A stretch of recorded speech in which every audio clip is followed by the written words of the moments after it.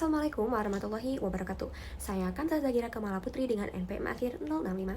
Di sini saya akan membahas kelima soal UTS ekonomi politik yang telah diberikan. Jadi yang pertama adalah soal mengenai hubungan antara ekonomi dan politik menurut pemikiran Aristoteles. Jadi siapa sih Aristoteles itu? Aristoteles itu merupakan filsuf Yunani kuno yang ada sekitar abad keempat sebelum Masehi. Dan salah satu pemikiran yang paling terkenalnya adalah bahwa manusia itu adalah zoon politikon. Artinya manusia adalah makhluk politik, makhluk sosial yang secara kodratnya memang hidup dalam komunitas atau yang waktu itu disebut polis, yaitu negara kota. Nah, dari sini Aristoteles punya pandangan yang sangat menarik soal ekonomi. Bagi dia, ekonomi itu bukan sekedar urusan jual beli atau cari untung semata. Ekonomi itu punya tujuan yang lebih besar, yaitu untuk mendukung kehidupan yang lebih baik. Dalam bahasa Yunaninya adalah eudaimonia, yang artinya adalah kebahagiaan atau kesejahteraan sejati. Nah, lalu apa hubungannya dengan politik? Di sini intinya. Jadi menurut Aristoteles itu, politik merupakan induk dari semua ilmu termasuk ekonomi. Kenapa? Karena politik yang mengatur bagaimana komunitas hidup bersama. Jadi bagaimana sumber daya itu dibagi dan bagaimana keadilan itu ditegakkan. Nah, jadi ekonomi itu berada di bawah kendali dan tujuan politik. Aristoteles juga membedakan dua jenis aktivitas ekonomi. Yang pertama adalah oikonomia, yaitu pengelolaan rumah tangga atau komunitas untuk memenuhi kebutuhan hidup yang wajar. Ini dia anggap positif dan sejalan dengan tujuan politik. Kedua, yaitu krematistik, atau yang artinya aktivitas mencari kekayaan semata-mata demi kekayaan itu sendiri, misalnya spekulasi atau riba. Nah, ini justru dikritik oleh Aristoteles karena dianggap tidak alami dan merusak tatanan sosial. Jadi intinya, menurut Aristoteles, ekonomi itu harus tunduk pada tujuan politik.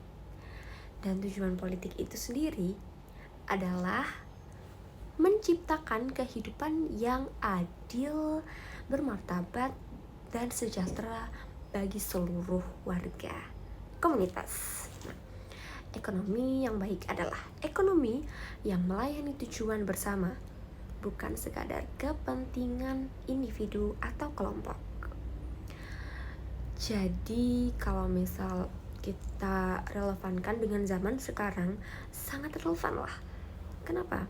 Kita bisa lihat nih, misalnya bagaimana negara itu mengatur ekonomi melalui kebijakan fiskal atau subsidi atau regulasi pasar.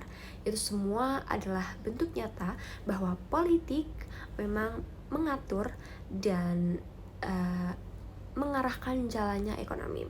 Persis seperti yang dikatakan Aristoteles pada 2000 tahun yang lalu.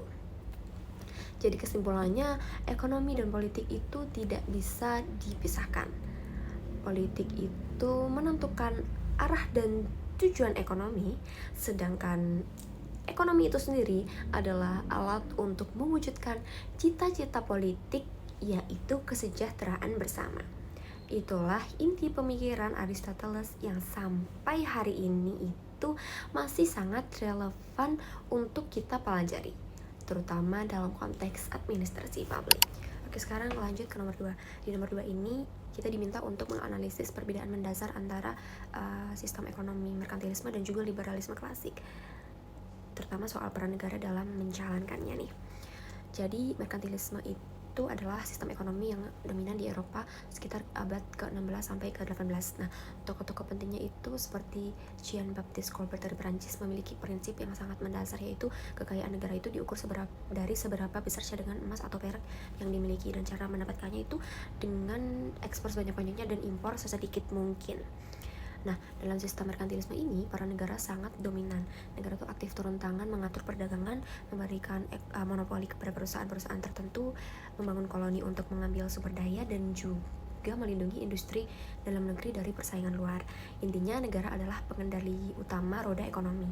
Sekarang, jika dibandingkan dengan liberalisme klasik, sistem ini muncul sebagai reaksi terhadap merkantilisme, terutama dipopulerkan oleh Adam Smith melalui bukunya The Wealth of Nations pada tahun 1776 dan kemudian dikembangkan oleh David Ricardo dan tokoh-tokoh lainnya. Nah, liberalisme klasik ini punya prinsip yang hampir berkebalikan dengan merkantilisme. Mereka percaya bahwa pasar bebas ini adalah mekanisme paling efisien untuk mengalokasikan sumber daya. Kalau pasar dibiarkan bekerja secara alami tanpa campur tangan berlebihan dari negara, maka kemakmuran akan tercipta dengan sendirinya melalui kompetisi dan mekanisme harga. Maka peran negara dalam liberalisme klasik itu sangat minimal. Konsepnya disebut laissez-faire, yang artinya itu negara tugasnya cukup menjaga keamanan, menegakkan kontrak, dan melindungi kepemilikan. Selain itu, minggir. Jadi perbedaan yang paling mendasarnya ada di yang pertama, merkantilisme percaya negara itu harus aktif dan dominan dalam ekonomi demi memperkuat kekuasaan nasional, sedangkan liberalisme klasik percaya negara justru harus mundur dan memberi ruang kepada pasar dan individu tuh untuk bergerak bebas gitu. Kalau kita tarik ke konteks Indonesia sekarang nih, kita bisa lihat kedua pengaruh ini masih ada ketika pemerintah melindungi industri dalam negeri atau membatasi impor, maka nuansa merkantilisme itu masih terasa. Tapi ketika pemerintah itu mendorong investasi asing dan perdagangan bebas, itu lebih ke arah liberalisme klasik. Jadi Indonesia sebenarnya itu memadukan keduanya sesuai kebutuhan. Oke, jadi kita lanjut lagi ke nomor 3. Di nomor 3 ini kita diminta untuk membahas konsep invisible hand milik Adam Smith dan bagaimana konsep ini mempengaruhi kebijakan publik di sistem ekonomi modern. Jadi invisible hand atau tangan tak terlihat adalah metafora yang digunakan oleh Adam Smith dalam karyanya The Wealth of Nations tahun 1776. Dan ide dasarnya ini sebenarnya cukup sederhana tapi sangat revolusioner untuk zamannya nih. Smith itu berpendapat bahwa ketika setiap individu bebas mengejar kepentingan pribadi mereka di dalam pasar, misalnya pengusaha yang ingin untung sebesar-besarnya atau konsumen yang mencari harga termurah, maka secara tidak langsung itu tanpa mereka sadari dan tanpa ada yang mengatur, mereka ini sebenarnya sedang berkontribusi pada kesejahteraan masyarakat secara keseluruhan. Contoh gampangnya, seorang pengusaha mie ayam buka warung bukan karena dia peduli sama pelanggannya, tapi karena dia mau cari untung. Tapi dampaknya, pelanggan dapat makanan, karyawan dapat pekerjaan, pemasok bahan baku dapat pembeli, semuanya diuntungkan. Seolah-olah itu ada tangan tak terlihat yang mengarahkan itu semua menuju keseimbangan yang baik. Nah, bagaimana konsep ini mempengaruhi kebijakan publik modern? Dampaknya ini luar biasa besar nih. Yang pertama, konsep ini tuh menjadi fondasi filosofi dari kebijakan ekonomi pasar bebas. Banyak negara tuh terutama setelah tahun 1980-an di masa Thatcher dan Reagan mengadopsi kebijakan deregulasi, yaitu mengurangi aturan-aturan pemerintah yang dianggap menghambat pasar. Kedua, konsep ini mendorong kebijakan privatisasi, yaitu menjual aset atau layanan milik negara ke swasta dengan asumsi swasta tuh bisa mengelolanya lebih efisien karena didorong oleh motif keuntungan. Yang ketiga, dalam konteks perdagangan internasional, invisible hand ini menjadi dasar argumen perdagangan bebas dan pembentukan lembaga seperti WTO. Tapi, dan ini penting ya, di era modern, konsep invisible hand ini banyak dikritik. Kenapa? Karena ternyata pasar tuh nggak selalu bisa mengatur dirinya sendiri. Ada yang namanya market failure atau kegagalan pasar. Contohnya nih, polisi lingkungan, monopoli, atau kesenjangan akses kesehatan dan pendidikan. Dalam kasus-kasus ini justru campur tangan negara itu sangat dibutuhkan. Jadi kesimpulannya, invisible hand di pemikiran Adam Smith ini adalah konsep brilian yang membentuk cara kita memandang ekonomi selama ratusan tahun. Tapi dalam praktiknya, tangan tak terlihat itu kadang butuh dibantu oleh tangan yang sangat terlihat, yaitu tangan pemerintah, agar pasar tetap adil dan kesejahteraan benar-benar terasa gitu. Oke, jadi kita lanjut lagi ke nomor 4. Nah, di soal nomor 4 ini kita diminta untuk menguraikan kritik Karl Marx terhadap sistem ekonomi klasik, khususnya soal akumulasi kapital dan dampaknya terhadap ketimpangan sosial. Jadi, Karl Marx itu siapa? Karl Marx itu adalah filsuf, ekonom, dan aktivis politik asal Jerman yang hidup di abad ke-19. Karyanya yang paling fundamental atau yang paling terkenal adalah Das Kapital dan Manifesto Komunis yang dia tulis bersama Friedrich Engels. Marx adalah kritikus paling keras dan sampai sekarang tuh kritiknya tuh masih relevan untuk didiskusikan kayak gitu. Nah, kritik pertama dan yang paling fundamental dari Marx adalah soal eksploitasi buruh. Eksploitasi buruh ini melalui konsep surplus value atau nilai lebih. Jadi Marx itu berpendapat bahwa nilai suatu barang itu berasal dari kerja manusia, dan ini disebut labor theory of value. Tapi dalam sistem kapitalis, buruh dibayar dengan upah yang justru jauh lebih kecil dari nilai sesungguhnya yang mereka hasilkan gitu. Selisih antar nilai yang dihasilkan buruh dengan upah yang mereka terima, itulah yang Marx sebut dengan sebagai surplus value, dan itu diambil oleh pemilik modal atau kaum borjuis. Menurut Marx, inilah bentuk eksploitasi yang tersembunyi di balik sistem kapitalis. Kemudian yang kedua adalah kritik soal akumulasi kapital yang terus-menerus melebar.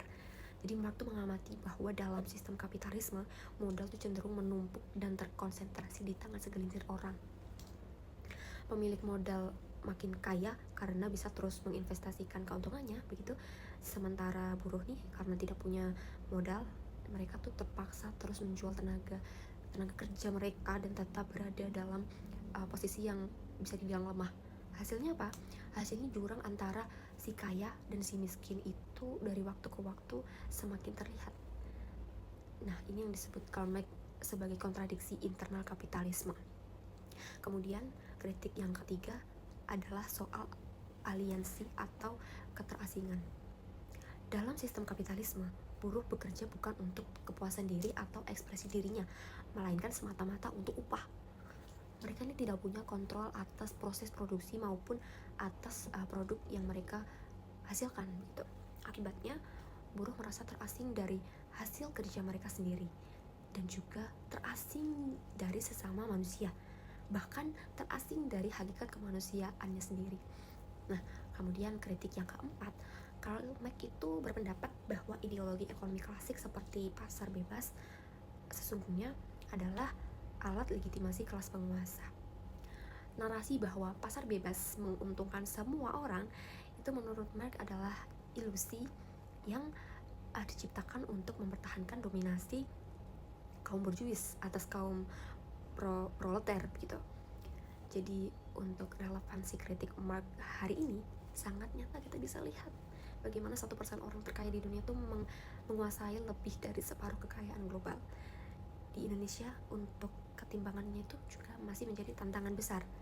Meski solusi Marx berupa revolusi komunis banyak dikritik dan terbukti punya masalah besar dalam praktiknya, diagnosisnya tuh terhadap kapitalisme tetap relevan dan penting untuk kita pelajari bersama. Selanjutnya kita sampai di ujung pertanyaan nomor 5. Namun sebelumnya izinkan saya mengklarifikasi bahwasanya kemarin sebenarnya saya sudah membuat video nomor 5 ini. Namun ternyata setelah jadi video tersebut suaranya hilang dan saya memutuskan untuk membuat ulang.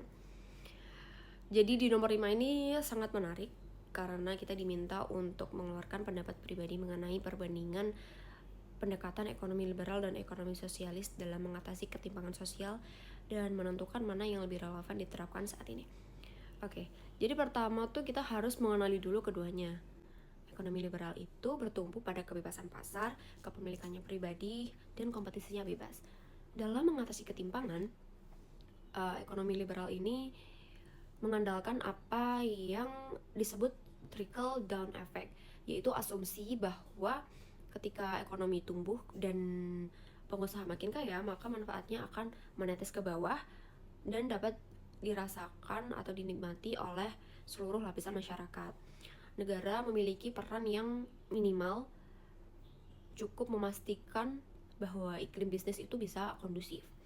Ekonomi sosialis sebaliknya percaya bahwa negara tuh harus aktif turun tangan dalam mendistribusikan kekayaan melalui pajak progresif, program jaminan sosial, dan kepemilikan publik atas sektor-sektor strategis. Negara berupaya langsung mengurangi ketimpangan dan memastikan semua warga punya akses terhadap kebutuhan dasar begitu. Nah, mana yang lebih relevan untuk saat ini? Yang lebih relevan menurut saya adalah pendekatan campuran yang lebih condong ke sosialisme demokratis, seperti yang berhasil diterapkan di negara-negara Skandinavia seperti Swedia, Norwegia, dan Denmark.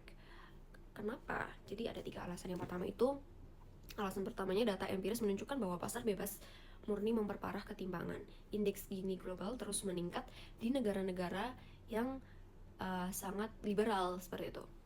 Nah, trickle down efeknya tuh terbukti tidak berjalan seefektif yang dijanjikan. Alasan kedua, ada sektor-sektor yang memang tidak bisa sepenuhnya diserahkan ke pasar. Kesehatan, kemudian pendidikan, dan infrastruktur dasar adalah hak warga negara, bukan komoditas. Jadi kalau diserahkan ke pasar bebas, yang punya akses itu hanya yang mampu bayar. Kemudian alasan ketiga, kalau kita bicara konteks Indonesia, khususnya dengan tingkat kemiskinan dan ketimpangan yang masih signifikan, peran negara dalam redistribusi itu sangat krusial. Program seperti PKH, KIP, dan BPJS itu adalah bukti nyata bahwa pendekatan yang lebih sosialis dalam hal redistribusi itu memang dibutuhkan gitu. Tapi saya juga tidak bilang sosialisme murni adalah jawabannya. Pengalaman negara-negara dengan ekonomi komando menunjukkan bahwa tanpa mekanisme pasar, efisiensi, dan inovasi bisa stagnan. Jadi kesimpulan saya, pendekatan ekonomi sosialis lebih relevan dengan dalam konteks mengatasi ketimpangan karena ia memastikan redistribusi yang lebih adil dan pemenuhan hak-hak dasar warga. Tapi ia harus dikombinasikan dengan insentif pasar ala liberalisme agar ekonomi tetap dinamis, inovatif, dan kompetitif. Nah, menurut saya kita harus mengkombinasikan keduanya, bukan salah satu secara ekstrim gitu. Itulah yang paling relevan untuk Indonesia dan dunia saat ini. Baik, sekian jawaban saya untuk kelima soal UTS Ekonomi Politik ini. Semoga bermanfaat. Terima kasih. Wassalamualaikum warahmatullahi wabarakatuh.